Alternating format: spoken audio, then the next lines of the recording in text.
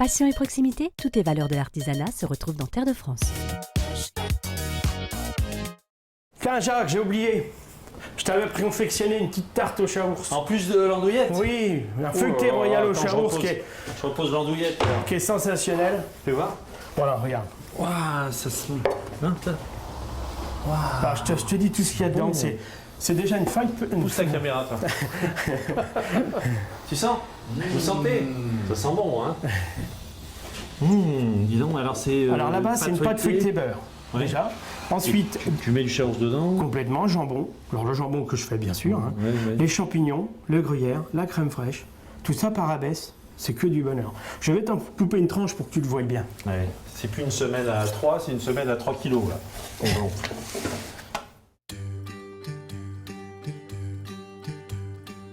On est tous déjà arrivés dans une région où l'on ne connaît personne. Aucune rue, aucun monument, aucune tradition, rien. Même l'accent, on ne le comprend pas.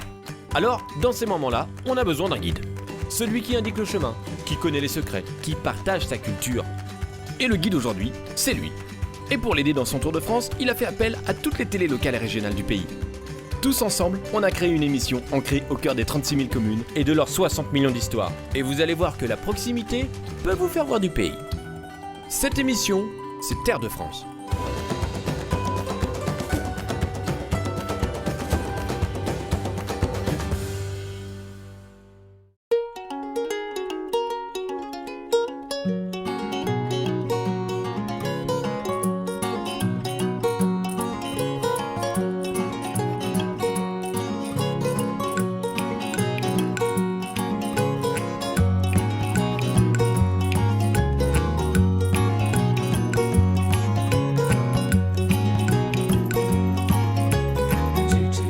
C'est Terre de France. Vous dites que la semaine dernière, je vous ai menti. Je vous ai dit on va rester dans la région de Troyes.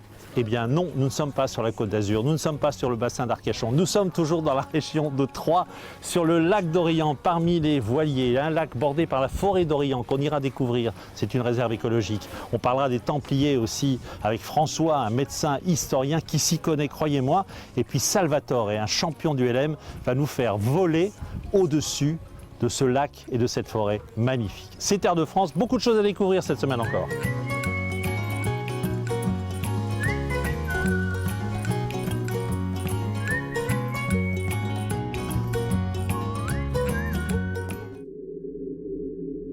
Les 30 clichés couchés sur le papier glacé sont nés ici, au bord du lac d'Orient. Je me suis réveillé dans la nuit et j'ai eu l'intuition qu'il y avait quelque chose d'intéressant qui se passait sur le lac.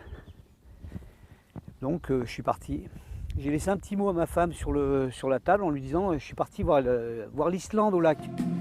Cette Islande auboise offrait ce matin-là des couleurs et des décors inconnus. Le lac était donc à moitié vide, le lac était fortement gelé, il avait neigé, donc le vent avait balayé un petit peu la neige aussi donc pour créer des graphismes sur la glace. On avait la pleine lune. Et tout ça, c'est une conjonction vraiment exceptionnelle. C'est donc dans le froid et dans l'obscurité que Didier Guy a construit ses chefs-d'œuvre photographiques. La nuit, on arrive sur le terrain, ça permet de s'immerger complètement dans le paysage. Et c'est ça qui est très profitable, très intéressant. Il faut le temps, la patience, il faut observer, regarder. Alors au fur et à mesure, effectivement, on rentre dans le paysage, puis la lumière va arriver, et à ce moment-là, c'est l'instant magique. La maman sanglier avec ses 6 petits, elle arrivait droit sur moi, parce qu'elle ne m'avait pas vu en fait. Et moi je me suis dit, je vais quand même les prendre en photo, et puis je me suis baissé pour changer d'objectif, c'est là qu'elle m'a vu. Elle m'a tout simplement contourné, gentiment, sans s'affoler. Ces instants magiques, le photographe savinien n'était pas dans l'optique de les publier. C'est son épouse qui l'a poussé et qui a mené une souscription pour faire naître le bouquin. Il a l'habitude de faire de très belles photos. Cette fois-ci, quand je les ai vues, je lui ai dit il faut qu'on en fasse quelque chose, elles ne vont pas rester dans l'ordi. J'ai fait des démarches, je me suis transformée en commerciale. Parce que je pensais que ça valait vraiment la peine que les personnes voient le lac sous cet angle-là. Ce rôle de témoin, Didier Guy l'endosse aujourd'hui pleinement. Le photographe, c'est aussi quelqu'un qui a peut-être une mission aussi de témoigner de ce qui est beau. Ce qui est beau, ce qui est vraiment des fois magnifique et qui est très près de chez nous. Ce sont des expériences des moments de bonheur, quoi, des vrais moments de bonheur.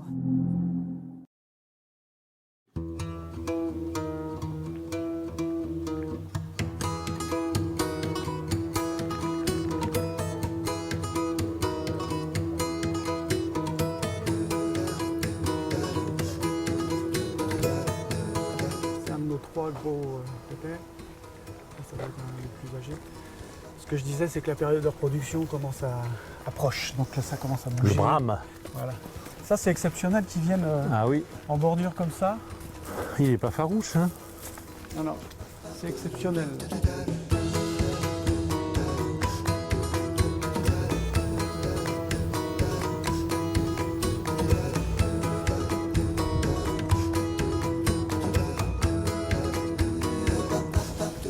Tenez, je vous rends les jumelles. Merci de me les avoir Merci. prêtées.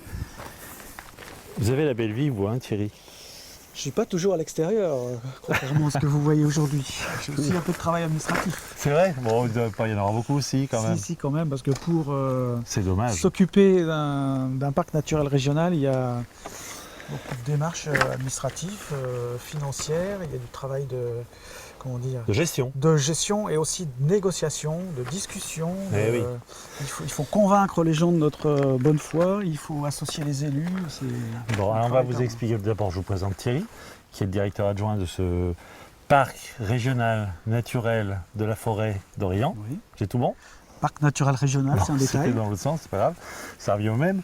Et qui est. Alors, la première question que vous devez vous poser, c'est pourquoi d'Orient? Parce qu'il est à l'est de Troyes. Alors, il y a plusieurs hypothèses. Mais on va avancer un petit peu. Je ne vais pas rentrer dans le détail. L'hypothèse que moi, qui me plaît bien, c'est lié à l'histoire templière. Oui.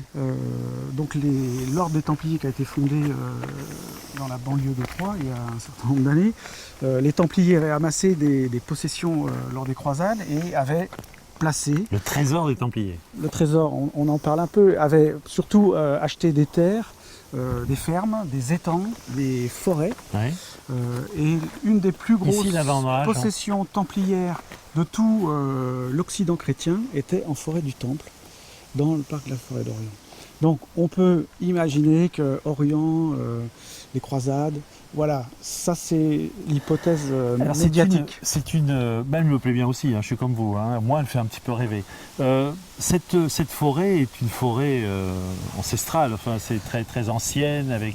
En fait, on sait que à l'époque gauloise, par exemple, tout l'arc de la Champagne humide, donc sur des sols profonds, argileux et inondables, était le domaine de la forêt, et c'était ce qu'on retrouve sur les cartes plus récentes, l'antique forêt du Der. Der, c'est la racine celtique du chêne, du nom du chêne.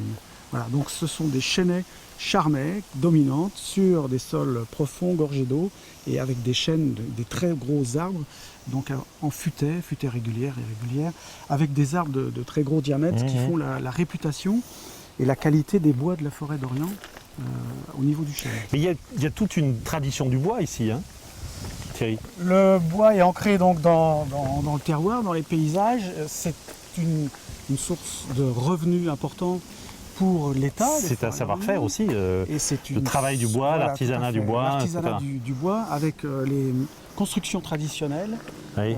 liées au bois et à l'argile. Donc on a exploité aussi les ressources du sol. Donc pour le torchis. construire le torchis. Le bois, le torchis, Les l'argile, pans de le bois, torchis. voilà, Bon. le pan de bois avec Et le c'est pour ça qu'on voit beaucoup de maisons à colombage quand on arrive ici. Exactement, Hein la ville de Troyes est réputée pour ses maisons en pan de bois. Alors, il y a une question qui, moi, me taraude depuis que je suis arrivé ici. C'est, on a une forêt ancienne avec de belles variétés d'espèces de bois, etc. Mais en même temps, on a un lac totalement artificiel. Il a été créé quand, ce lac? Alors le premier de nos lacs, le lac d'Orient, a été mis en eau en 1966. C'était quoi le but à l'époque? Alors le but, c'était dans le cadre d'un vaste projet d'aménagement hydraulique du bassin de la Seine, c'était en priorité de réduire les crues sur Protéger Paris. Protéger Paris. Ces Suite, fameux lacs de réservoirs, tout à fait. ces fameux réservoirs destinés à protéger Paris. Donc suite aux grandes crues Paris 1910 oui. et Le zouave la suite, de l'Allemagne, voilà, les pieds le dans pont l'eau, d'Allemagne, machin, en plus. etc. Donc l'agglomération parisienne, appelons ça comme ça, et les élus de l'agglomération parisienne ont décidé d'initier un vaste projet d'aménagement hydraulique avec la création de lacs Alors, lac de Vallée ou barrage de Vallée sur Panessière dans le Morvan, en 49 de mémoire. Lac Celui-ci. d'Orient en 1966. Et puis encore le un lac autre, d'Uder, plus en aval. ouais, lac d'Uder en 1974 sur la Marne, à Leder, Oui, Chantecoq. oui, oui. Et ensuite, le lac Amance et le lac du Temple en 1990. Oui, oui.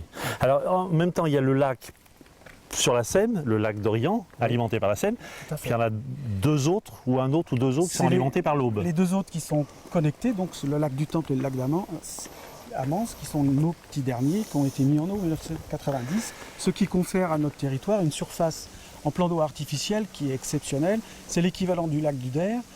C'est une des plus grandes surfaces en eau artificielle de France. Thierry, c'est un peu une arnaque votre histoire, parce que vous avez un lac purement artificiel que vous faites passer pour une réserve écologique, etc.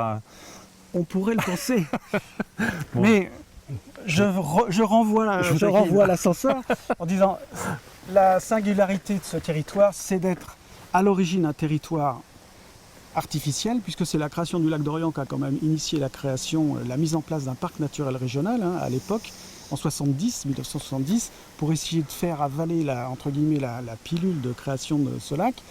Et où je vous renvoie l'ascenseur, c'est pour vous montrer qu'à partir de plans d'eau complètement artificiels qui ont été terrassés, talutés, on a dessouché, on a déboisé, la nature, même sans l'homme, a repris ses droits et a revégétalisé, renaturé. Et ça fait un bel ensemble. Et ça surtout. fait un territoire qui est digne d'être labellisé parc naturel régional, et où on a poussé l'arnaque, c'est qu'on a classé sur 1560 hectares de ce territoire une réserve naturelle nationale en 2012, dont je suis conservateur. Bon, j'ai rien dit, alors j'enlève tout ce que j'ai dit. Vous êtes sur le lac et la forêt, la réserve, sont sur combien de communes? 57 communes 57. sur à peu près 81 000 hectares. Oui. Donc c'est un territoire moyen par rapport à des grands parcs régionaux qui font 250 000. C'est un territoire assez cohérent. Et le rôle de la ville de Troyes dans tout ça, Alors, elle fait partie de ces 57 communes ou pas? Non, Troyes est notre ville-porte. Voilà. Oui. Donc, c'est-à-dire que Troyes siège au syndicat mixte du parc.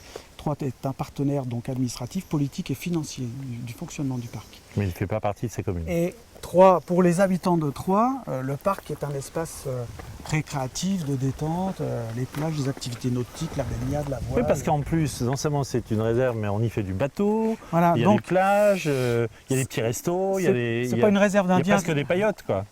Oui, à peu près, oui. Hein? C'est pas une réserve d'Indiens, contrairement à ce que peuvent penser certaines personnes. Et c'est à l'image d'un parc naturel régional, c'est de concilier la préservation de l'environnement et le développement du territoire. Alors, ça ne se fait pas toujours de manière équilibrée, il y a parfois des grincements dedans, mais le rôle des parcs, c'est ça. C'est de conserver un territoire riche, fragile sur le plan du patrimoine naturel, culturel, de l'histoire, et de faire en sorte que les activités humaines qui ont forgé ce territoire et qui le font vivre, donc le tissu économique, perdure et même se Et développe. d'ailleurs, ici, c'est ouvert au public. Il y a deux dames là-bas, on les a fait fuir, mais elles étaient là tout à l'heure. Tout à fait. On peut voir les cerfs qui viennent, qui nous suivent. Hein. On en a vu un qui Voilà. nous suivait tout à l'heure. On a vu des sangliers. Bon, enfin, Voilà. c'est ouvert au public et c'est vraiment fait aussi pour le public. C'est un outil d'éducation peut-être, Alors, tout à fait. de connaissance. Sur ce territoire, on a vraiment une diversité de sites, de paysages, de milieux. On a des espaces qui sont strictement réservés à la nature, la réserve nationale, strictement interdite au public. Des espaces qui sont voués à un public de masse, touristes de masse, les plages, les ports. Et puis des espaces qui sont un peu De découverte. intermédiaires, De découverte. avec plutôt une vocation d'éducation à l'environnement, comme vous le dites, où là, par exemple, à l'espace faune de la forêt d'Orient, on montre des espèces sauvages ou semi-sauvages, avec un discours, un message sur la sensibilisation à l'environnement, la faune, la flore, les paysages. Voilà. Voilà, C'est un et peu tout ça est superbement intégré. Et on n'a pas l'impression justement de se promener dans un lieu ouvert au public. On a l'impression vraiment d'être dans un lieu privilégié et bien fermé, tellement Ouais, tout est naturel ici. Ça, c'est vraiment l'objectif, Ça, c'est vraiment une réussite, la conciliation, voilà. L'accueil du public, préservation du milieu. Et l'envie de se promener. Bon, on va aller un petit peu plus loin, Thierry. Par passion pour la nature, la photo et le plaisir d'instants de solitude, Michael s'apprête à passer 12 heures dans son affût flottant. J'ai deux fenêtres latérales et une fenêtre sur l'avant avec un manchon à travers lequel je peux glisser un objectif photo. J'ai un seau de chaque côté qui me permet d'y placer mon repas pour la journée et un deuxième où je mets tout mon matériel photo. L'espace est réduit et il faut être très organisé au niveau de son matériel pour pas risquer de perdre un objectif ou les clés de la voiture par exemple. Ici, l'espace se limite à 1 mètre carré. Cette technique de l'affût flottant permet d'obtenir des clichés exceptionnels et originaux. Toute une compagnie de sangliers avec les petits marcassins derrière et tout qui nagent à 3 mètres de l'affût, ça laisse des souvenirs inoubliables. C'est sûr qu'avec une grande focale, j'aurais peut-être pu prendre quelques photos du bord, mais là je vais pouvoir approcher au plus près. Et puis ça donne des perspectives aussi différentes. Je peux me placer sous les arbres. Au bout d'un certain temps, j'ai même des oiseaux qui viennent se poser sur l'affût. Le martin pêcheur notamment vient facilement sur l'affût. Rester immobile dans une eau à 12 degrés, être vigilant au sens du vent, se camoufler, Michael connaît les parades pour approcher au plus près chacune des espèces. Bon, là on entend au premier plan évidemment des amphibiens, donc les grenouilles vertes. Ensuite on a tout un tas d'oiseaux autour de nous, foulque, macroule, la rousserolle turdoïde. Là vous avez un piquet pêche juste derrière nous. Je suis pas professionnel, donc j'ai tout mon temps en amateur. Si je ramène pas d'image, j'ai passé de toute façon une bonne journée, un bon moment, j'ai fait pas mal d'observations. S'il pratique la photo depuis 10 ans, Michael a suivi une semaine de stage avant de construire son propre affût flottant et être vigilant au risque de cette pratique. Quand on marche sur le fond, avec les matières en décomposition, il y a ce qu'on appelle de l'hydrogène sulfuré. Ça sent pas très bon et c'est un gaz qui est quand même pas très bon à forte concentration. Donc il est important d'avoir un affût qui est quand même relativement aéré pour éviter l'accumulation du gaz à l'intérieur. Il faut quand même avoir pied, hein, c'est pas un hors-bord, hein. Il faut savoir quand même que je marche sur le fond. Si les oiseaux qui sont sur le plan d'eau vous voient rentrer à l'intérieur de l'affût, ils ont repéré votre présence et ça va être beaucoup plus difficile de les approcher. Donc l'idéal c'est de rentrer avant le lever du jour. À l'intérieur même de mon affût, j'ai déjà des espèces qui entrent. Donc, il y a des moustiques, il y a parfois des couleuvres, donc c'est parfois un milieu un petit peu hostile on va dire. Hostile et plein de grâce aux yeux de Michael, qui pour ses 40 ans a choisi de consacrer une semaine de vacances à photographier la nature auboise.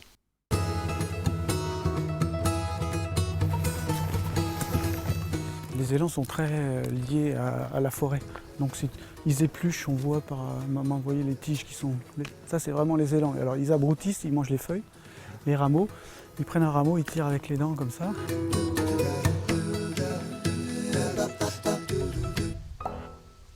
Thierry, quel est l'intérêt écologique du parc? On l'a vu, l'ouverture au public, la conservation d'animaux, mais...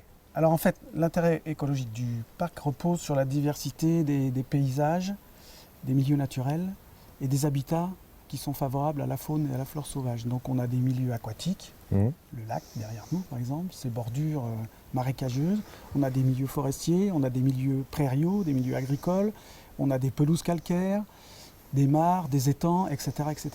Donc on a toute une gamme d'habitats qui sont très favorables à la faune et à la flore sauvage. C'est peut-être plus de 600 espèces végétales, plus de 250 espèces d'oiseaux. Je ne vais pas vous dresser le portrait complet du parc.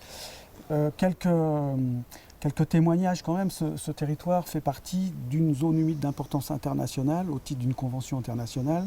Et c'est la plus grande zone humide continentale de France, les étangs de la Champagne humide. Donc ça, c'est un label international. J'allais vous demander, est-ce qu'il y a un équivalent en France?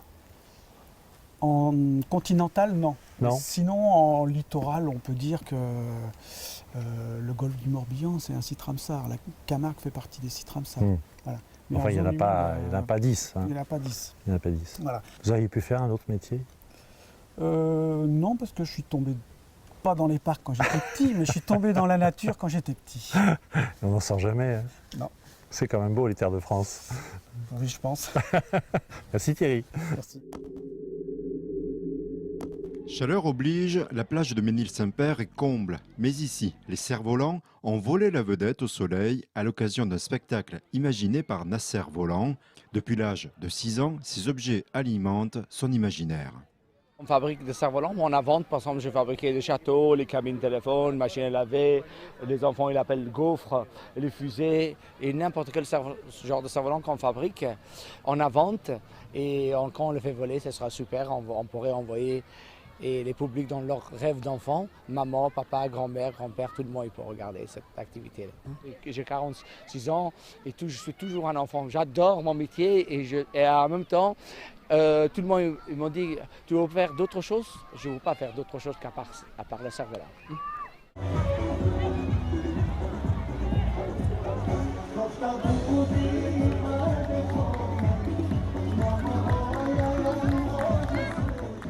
Près de 40 cerfs-volants aux formes surprenantes volent successivement à la vue du public. De la musique du monde accompagne ces mises en scène inattendues. C'est pas du tout les mêmes formes, ils sont vraiment magnifiques. Il y en a qui sont étonnants, même dans les petits là. Dans les petits, il faut avoir l'idée quand même. Ça change parce que autrement c'est monotone. Hein. Que pour magnifier, ça se voit que c'est des professionnels, hein, sont balèzes quand même. Hein. Avec le peu de vent, ils arrivent quand même à nous faire un beau petit spectacle, quoi. Nasser Volant propose ce type de spectacle partout en France. Il a également créé un musée du cerf-volant, inventé il y a 2500 ans en Chine. Aujourd'hui, ces modèles associent aluminium et carbone. Et maintenant, le cerf-volant en tant que sport, ça développe dans le monde entier. Et nous, on tourne dans le monde entier pour faire des animations, des spectacles. Et le cerf-volant, pour nous, c'est un art, le sport, la science. Aussi pour montrer aux Européens que le cerf-volant, les enfants ils peuvent fabriquer leur propre cerf-volant, ils le décorent, ils vont le faire voler. C'est une activité qu'on aimerait bien développer ici. Invité par le maire de la commune, Nasser Volant rêve de renouveler ce show volant chaque année. L'artisanat vous accompagne en Terre de France. Passion et proximité, toutes les valeurs de l'artisanat se retrouvent dans Terre de France.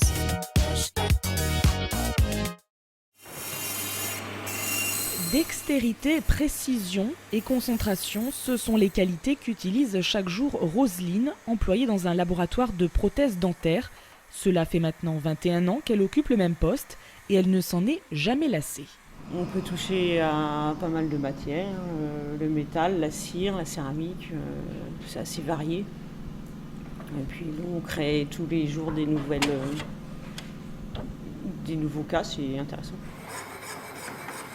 Ouvert en 1984, ce laboratoire a été créé par Thierry Surel, un peu par hasard. C'est à l'âge de 14 ans, alors qu'il se destinait à être horloger, qu'il fait la rencontre de deux personnes qui changeront sa vie. J'ai rencontré deux prothésistes en fait qui m'ont fait connaître le métier et qui étaient passionnés et passionnants et très pédagogues et qui m'ont appris comment travailler et qui m'ont donné la passion, transmis la passion de ce métier. Couronne, bridge, danse sur pivot ou appareil d'orthodontie, Thierry répond à toutes les commandes qui lui sont faites par ses clients les dentistes. Après le moulage, place au façonnage, il faut réajuster, trouver la bonne teinte car chaque prothèse est unique. Elle a été pensée pour un patient bien précis et c'est aussi ce qui compte pour Thierry. On fait des réalisations pour des patients qui leur changent la vie, en fait, hein, avec un sourire reconstitué, avec un esthétique changé. On est confronté à des cas différents constamment et on doit trouver des solutions nouvelles chaque fois. Métier de passion et de patience, être prothésiste est une activité prenante dans laquelle on peut réussir. Et ce n'est pas Thierry qui dira le contraire. 500 dents et une centaine d'appareils d'orthodontie sortent chaque mois du laboratoire.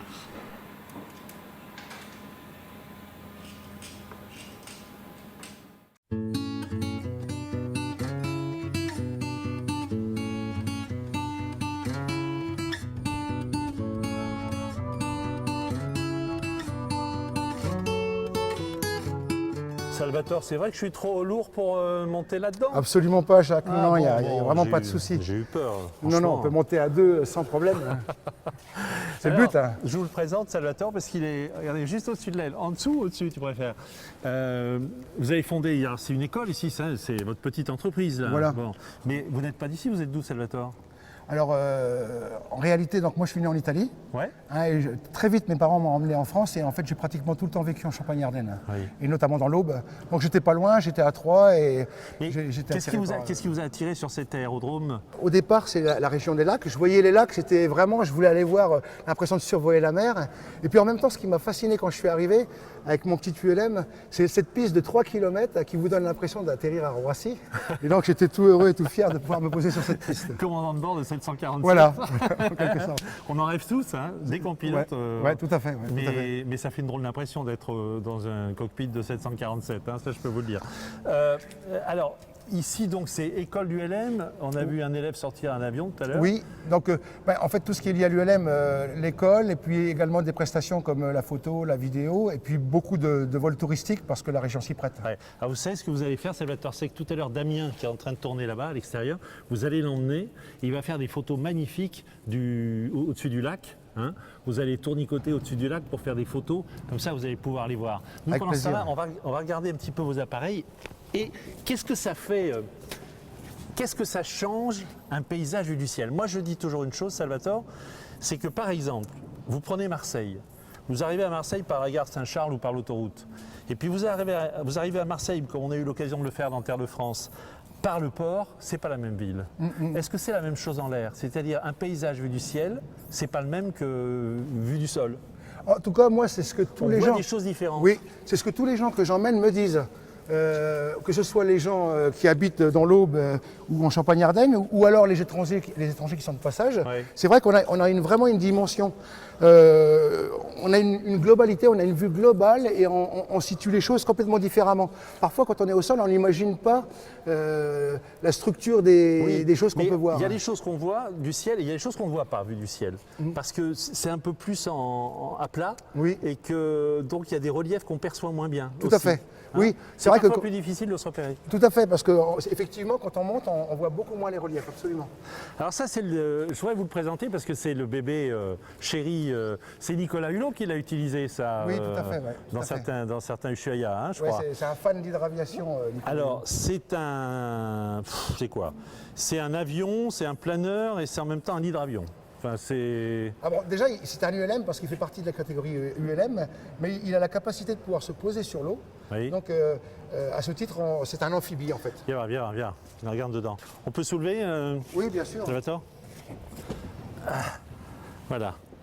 Donc, ça tient quand même de l'avion parce que c'est rigide. Hein. Oui, tout à fait. Et alors, donc c'est le train rentre quand on se pose. Oui, alors sur l'eau. Dès qu'on a décollé, on rentre le train. On rentre le train. Ouais, comme un donc, avion. là, on est un bateau, on a une coque, on est un bateau, on peut se poser sur l'eau. Et avec les deux petits flotteurs qui permettent aux ailes de poser sur l'eau. Alors, en fait, l'appareil, dans la mesure où c'est une coque, il n'est pas à plat. Il est obligé de se pencher d'un côté ou de l'autre et le flotteur permet à l'aile d'éviter de pousser dans l'eau. Comme ça. Voilà. Et alors ça, c'est un joujou, il n'y en a pas beaucoup comme ça en France? En France, il y en a très très peu et d'une manière générale, l'hydraviation, c'est une discipline qui est très peu pratiquée parce que... Il va décoller lui. Oui, tout à fait. Cet engin-là, qu'est-ce que vous faites avec? Vous allez faire des photos? C'est là-dedans que vous allez emmener Damien? Oui, tout à fait. Alors actuellement, en fait, ce que je propose, c'est des vols touristiques à partir de Port-Diavé, à partir du lac Amance. Bien, on va les voir un peu. Et en fait, ce qui est intéressant, c'est que les gens qui sont sur place, eh bien, ils n'iraient pas automatiquement à l'aviation faire un tour comme ça, mais le fait qu'il y ait un avion devant eux, ben, ils ont envie d'aller découvrir la région vue du ciel, découvrir les différents lacs et tout le patrimoine qu'on a dans l'Aube. Tu vois, on voit que c'est un avion qui vole au-dessus de l'eau parce que ça c'est comme en bateau. Hein. Voilà. Bon ben, Salvatore, on va vous laisser emmener Damien. Oui. Et puis nous, on va simplement se régaler en regardant des images du ciel absolument extraordinaires. On va faire notre petit Artus Bertrand, hein, d'accord?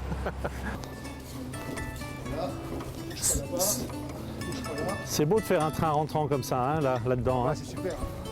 Une super machine. Je vais le mettre légèrement face au vent comme ça. C'est un petit turboprop? Non, c'est un 100 chevaux, 4 cylindres à plat. Ah bon? Ouais. Mais la particularité de cette machine, c'est qu'il sort de l'eau très vite. C'est l'amphibie que j'ai vu, il sort, on se pose sur des étangs, 500 mètres de long, ouais. Avec des arbres partout autour, on arrive à sortir. Hein. C'est extraordinaire.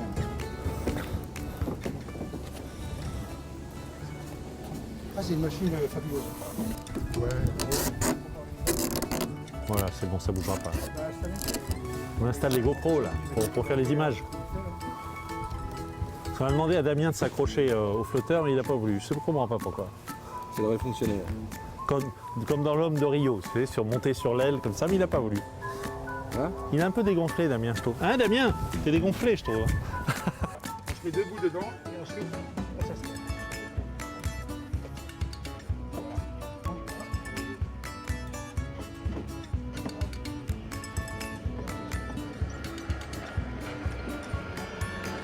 Bien les contracter. On met la ceinture par-dessus. Voilà, on est verrouillé. Et on va mettre le casque avec le petit volume qui va bien ici sur le côté. Regardez-moi. Voilà. Ben voilà, il ressemble à un pilote, ça y est. Impeccable. Moi, je donne les caméras. Allez. Faites pas les fous, hein, Salvatore. Non. On n'a pas fini de tourner, nous, avec Damien. Hein. On a besoin de lui. Hein. Ça reste de l'agacement, il faut de la rigueur.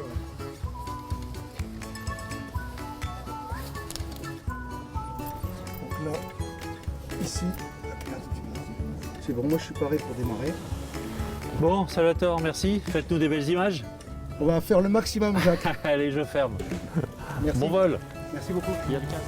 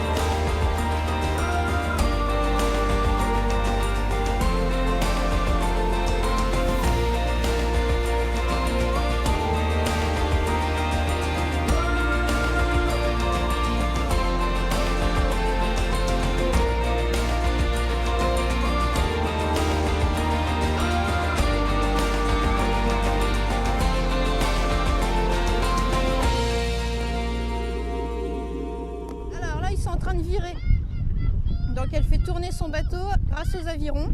Donc en inversant les rames de côté, on peut faire tourner le bateau quasiment sur place. Rames ou voiles, ces bateaux tout en bois, longs de 12 mètres, sont des yoles de Bantry.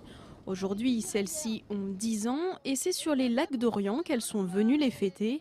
Pour l'occasion, d'autres yoleurs ont fait le voyage depuis Dunkerque ou encore le pays d'Ancenis. C'est l'occasion de se retrouver pour fêter un petit peu, je dirais, le 10e anniversaire de ces bateaux qui sont quand même pas communs et qui, je dirais, rassemblent un peu toutes les générations, je dirais de 14 à 77 ans. Voilà, c'est une vraie passion qu'on vit au quotidien et qui mélange un peu tout le monde. Avec une dizaine de rameurs ou 3 voiles, ces embarcations utilisées au XVIIIe siècle procurent encore aujourd'hui des sensations particulières.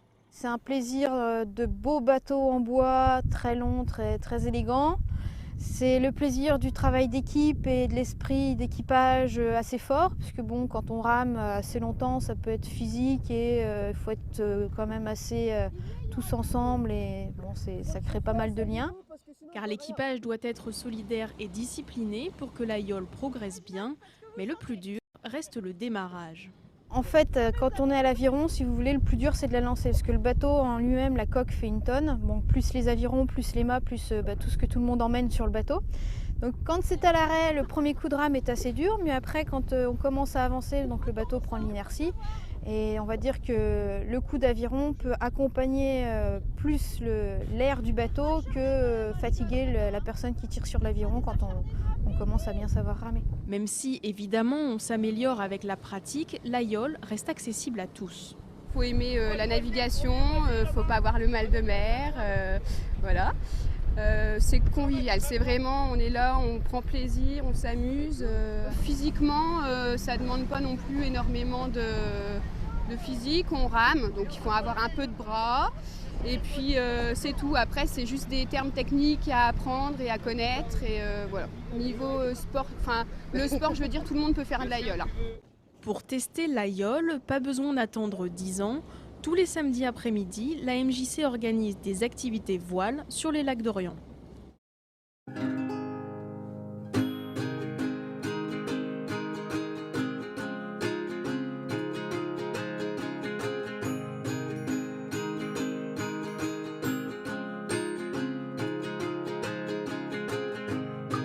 Ici, on est où exactement, François? On est toujours dans la forêt d'Orient.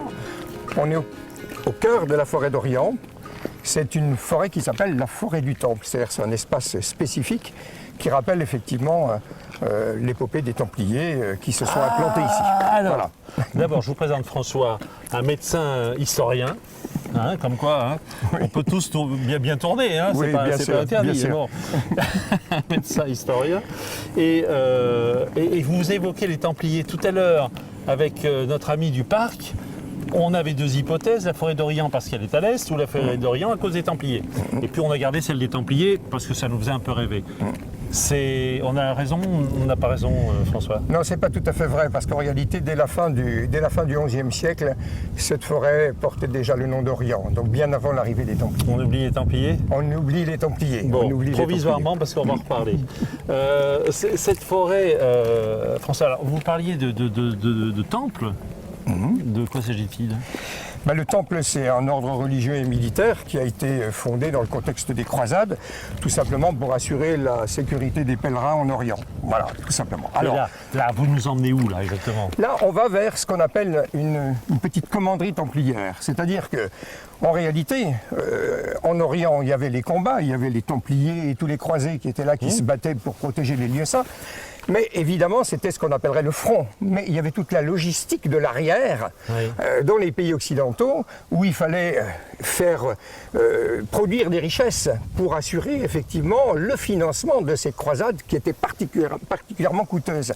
Et c'est tout l'intérêt effectivement de ces petits domaines agricoles qui ont quadrillé tout le territoire pour produire des richesses. Mais pas seulement ici. Pas seulement ici, bien évidemment. Pas seulement ici particulièrement parce que l'ordre du Temple est né à Troyes en 1129 au Concile. Donc effectivement, il y a là. Oui, quand même, historiquement, il y a des racines. Oui, il y a des racines profondes en Champagne. Il y a des racines profondes en Champagne. Mais toute la France, l'Italie, l'Espagne, le Portugal, l'Angleterre, partout il y a eu des Templiers. Donc là, on est sur les terres, si je puis dire, de la logistique des Templiers. Voilà, tout à fait. Ils ont acheté en 1255 une immense forêt ici, qu'on appelle donc la forêt du Temple. Elle faisait quand même plus de 11 hectares. C'est énorme. Ça représente quelle superficie? 100 hectares, excusez-moi. Ça représente quelle superficie par rapport à la forêt d'Orient, dans son ensemble? Ça représente, à mon avis, probablement un bon quart, un bon tiers, quoi, oui, de la forêt. Donc ils ont acquis cette forêt, et puis Eh bien, Ils en à ont fait partir quoi? de là, Ils ont utilisé le bois. Qu'est-ce qu'ils ont fait? Voilà, tout à fait. Si vous voulez, la forêt au Moyen-Âge, c'est sur le plan de l'économie un élément vraiment capital. Capital pourquoi? Parce que ça permettait évidemment de tirer le bois de construction pour les maisons, ça permettait pour les gens de se chauffer, d'utiliser le feu, ça permettait d'utiliser du feu pour toutes les industries du feu qui utilisent le feu, c'est-à-dire les tuileries, la métallurgie, la verrerie, L'argile etc. ici, le bois et l'argile ici. Bien sûr, le bois et l'argile. J'ai retenu. Et puis ça permettait également, il y avait les garennes de chasse, donc il y avait là aussi un vivier important pour survivre. Mais tout ça ne faisait pas vivre les croisades?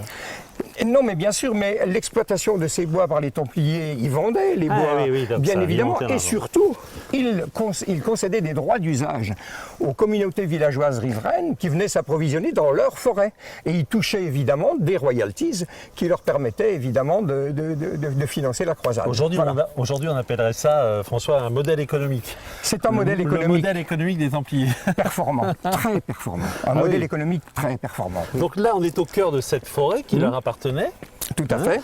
Dont ils utilisaient le bois d'une façon ou d'une autre. Soit ils le vendaient, soit ils l'utilisaient dans la construction. Tout à fait, oui. Et que reste-t-il quelles sont les traces de leur existence ici, dans cette forêt? Alors, c'est des traces très ténues pour une raison toute simple, c'est que cette petite commanderie, c'est une petite exploitation tenue par 4-5 Templiers. Et autour d'eux, il y avait des ouvriers agricoles, des forestiers. Ils avaient défriché une toute petite surface pour pouvoir survivre.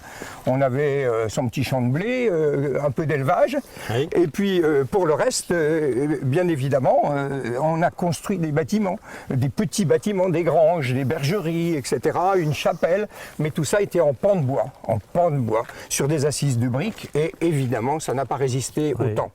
Et dès le XVIe siècle, l'ensemble de cette petite commanderie est déclaré déjà en ruine dès le XVIe siècle. Que reste-t-il aujourd'hui? Alors aujourd'hui, il reste les digues des étangs, on voit des fossés, on voit des délimitations, disons, de l'ensemble de cette commanderie, et puis il y a surtout sur le sol, par endroits, on voit sortir les carreaux de terre cuite qui étaient finalement les fondations des bâtiments.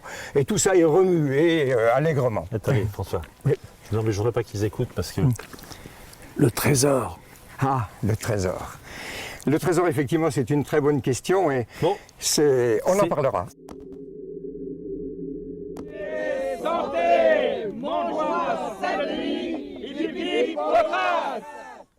Seigneurs, marchands, artisans, une tablée médiévale en bonne et due forme.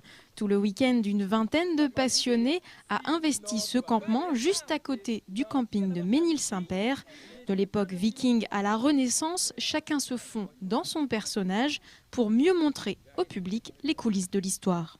Nous ne faisons ça que par passion et que par plaisir de communiquer notre passion. Qu'il y ait du public, ça nous réjouit. Plus il y a de public, plus on est fou parce que plus on peut échanger, on peut discuter, on peut casser des mythes. L'aspect pédagogique est important pour ces participants venus de France et d'Europe. Au Moyen-Âge, on se lavait, on savait recevoir. Ici, on joue donc la carte de l'authenticité. Nous, médiévistes, on dort sur camp, mais on dort dans des lits qu'on fabrique nous-mêmes. Comme les vêtements qu'on porte, on les fabrique nous-mêmes. On veut montrer, on vit vraiment médiéval. Comme vous pouvez le remarquer, nous avons un lit pour 2 personnes, entièrement démontable. On y dort très bien, 3,50 m de haut, 4,50 m de largeur, vous voyez, il y a le confort. Chaque troupe a sa fonction. Damiseult tisse des galons et lacets. Son compagnon, Jocelyn, s'occupe des cottes de mailles. 3000 heures en moyenne pour assembler ces 18 kilos d'acier. Un peu plus loin, démonstration de teinturerie, herboristerie, travail du cuir, chandelles et même des ateliers pour les enfants. Aujourd'hui, quand on parle au Moyen-Âge à un enfant, tout de suite, ouais, c'est les chevaliers, ils vont se taper dessus. Non, il n'y a pas que ça. Il y a tout un atelier poterie, il y a un atelier enluminure. C'est des métiers ils ont peut-être entendu parler ou voire pas du tout. Donc ils retrouvent, ils recréent. Et la passion se transmet, les plus jeunes se prennent au jeu des parents. Je me déguise pour faire la fête médiévale. J'ai emmené mon épée et mon déguisement. Je campe là. Je viens en fête médiévale parce que j'aime bien les princesses, les belles robes des femmes et des hommes. Les costumes, j'aime bien. Ils sont magnifiques. Cette deuxième édition a été un succès pour l'association à Cuers-Vaillant. Plus de 1000 personnes sont venues découvrir le campement, soit 3 fois plus que l'an passé. L'événement sera donc reconduit en 2014.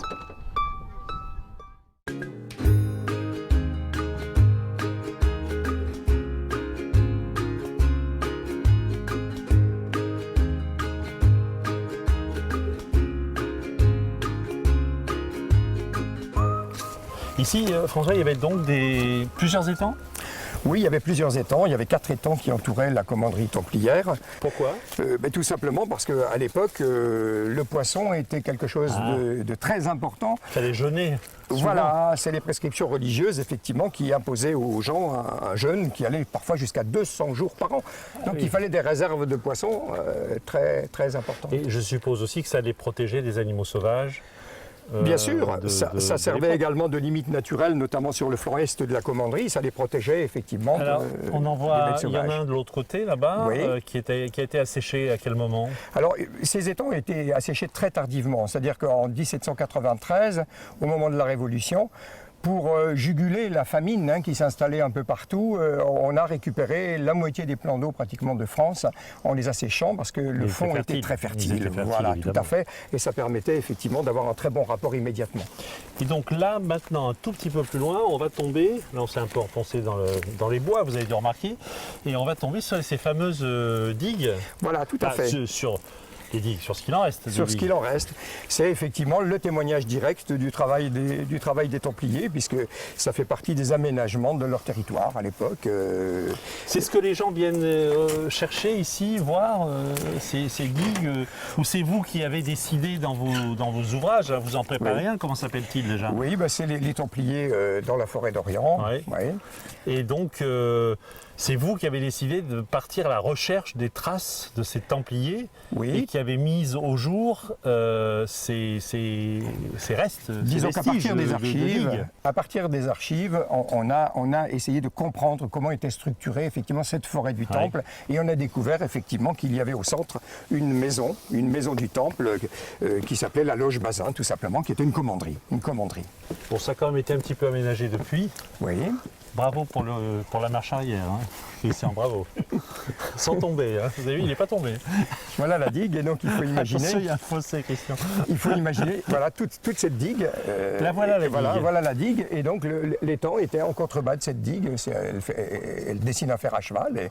Et alors, au milieu, un peu plus loin, on va voir, il n'y a plus de vannage, puisqu'on les a détruits, ces vannes, en 1793, et maintenant, il y a un petit rue qui passe au milieu de tout ça. Il porte un nom, cet étang? Oui, c'est l'étang de Frouas. L'étang de Frouas. Ce qui veut dire... On n'a pas de... Au niveau étymologique, il n'y a rien de bien particulier. Non, rien. Par contre, les autres étangs s'appellent la Porte pour l'un, évidemment, c'était celui qui était contre la commanderie, c'était l'ouverture vers la commanderie. Un peu plus loin, un étang des Foulons, où il y avait peut-être une activité effectivement de foulage des draps. Et puis un autre qui s'appelle la Viotte, c'est là où on rendait la justice. Parce que Viotte, ça veut dire un peu conflit, un peu... voilà, en termes... en ancien français. Et alors, quand on le sait, on les sait tous, on y arrive à ce fameux trésor des Templiers, des gens viennent fouiller ici en pensant qu'il y a effectivement un trésor des Templiers? Oui, je dirais malheureusement pour nous, parce que tout notre espoir demain, c'est des fouilles archéologiques qui permettraient au moins de retrouver le tracé des bâtiments et de pouvoir d'apprécier l'importance de ce petit établissement. Mais les chercheurs de trésors sont là et cherchent effectivement la chouette d'or, le trésor des Templiers, etc. Ça fait fantasmer les gens. Le mot d'Orient, effectivement, cristallise ici les convoitises des uns et des autres. Et quelque chose existe ou est susceptible d'exister vraiment? Non, je ne suis pas là pour inciter les gens à lire, on est dans le mythe. Oui, on est dans le mythe, parce qu'en réalité, les Templiers n'avaient pas de trésor. Les Templiers, leur trésor, c'était un trésor foncier. Ils étaient installés partout en Europe, ils avaient des commanderies, ils quadrillaient le territoire, ils avaient des seigneuries partout, avec des droits de haute justice, et ça leur permettait effectivement d'être les rivales des pouvoirs civils, le rival des pouvoirs civils. Donc, à partir de là, leur richesse, elle était foncière. Alors, d'où vient cette légende du trésor des Templiers, parce qu'elle est quand même, elle résiste Elle est longtemps, tenace. elle est tenace celle-là. Elle est tenace. Allez, Oui, mais petit moustique là. Hop là, voilà. je crois que cette légende, elle est née surtout au moment de la fin des Templiers. C'est-à-dire que le procès des Templiers, leur arrestation brutale le 13 octobre 1307, tout ça a contribué évidemment à créer la légende, parce qu'on s'est dit, bah oui, si on les a arrêtés brutalement, c'est parce que certainement qu'il y avait de l'intérêt à les arrêter. On les a vus fuir. Voilà. La légende est restée. Voilà, tout à fait, tout à fait. En plus, bon, ils avaient des activités bancaires, ils avaient tout un tas d'éléments qui pouvaient sembler péjoratifs aux uns et aux autres. Dans la réalité des faits, c'était une structure, une machine de guerre extraordinaire. Oui, voilà. C'était une machine de croisade. Machine de croisade. C'est une machine de croisade. Voilà. L'économie de la croisade. L'économie de la croisade. C'était l'arrière et le front. Voilà, tout à fait. Tout à fait.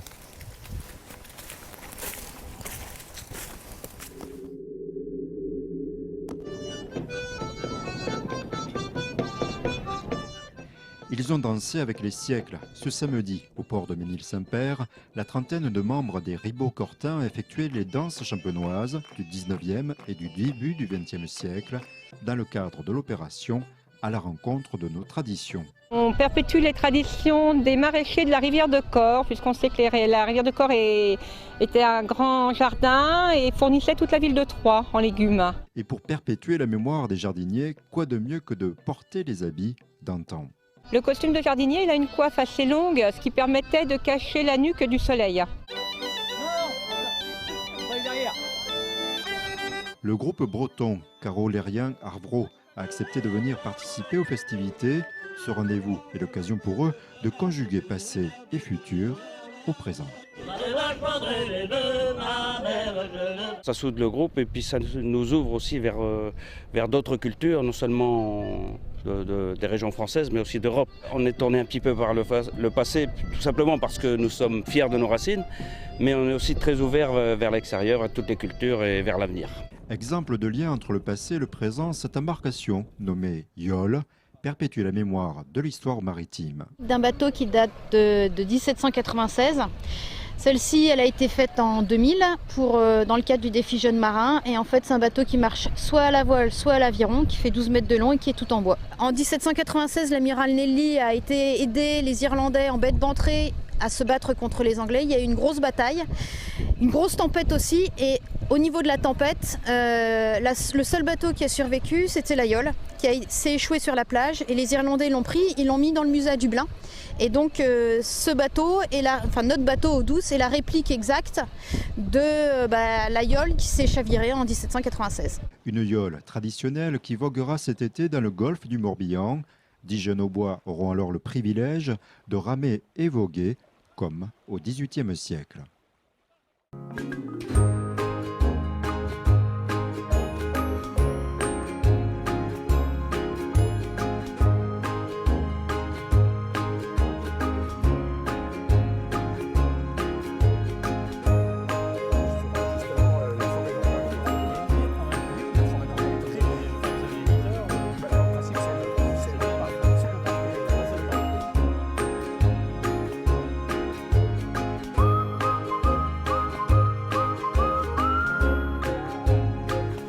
Merci beaucoup François de nous avoir emmenés sur ce lieu, dans cette forêt, sur les traces des Templiers. Peut-être aussi d'avoir cassé quelques idées reçues, quelques mythes. Donc n'allez pas fouiller, il n'y a pas de trésor. François l'affirme. La semaine prochaine, on sera à Essois. Alors là, on va commencer à parler de champagne. On aime tous ça, il faut bien reconnaître. Et puis aussi, on évoquera Renoir parce que, vous saurez, on n'a qu'à regarder Terre de France, après tout.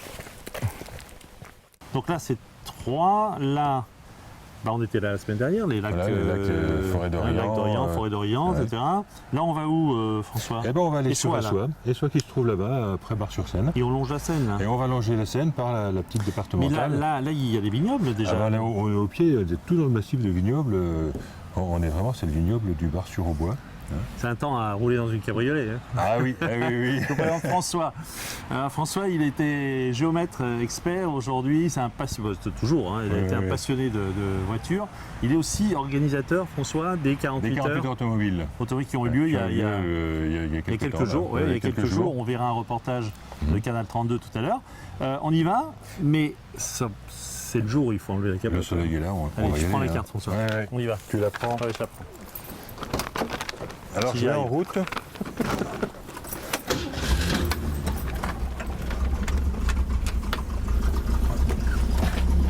C'est bon, je regarde. Ouais.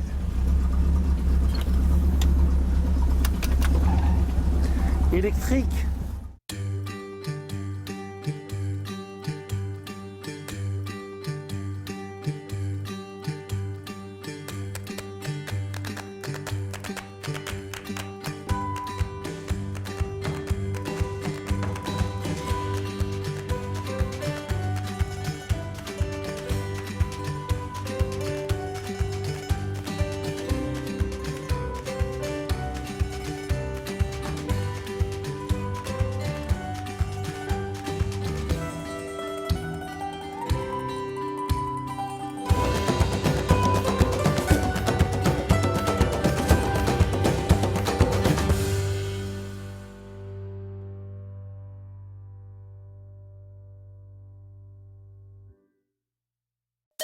L'artisanat vous accompagne en Terre de France.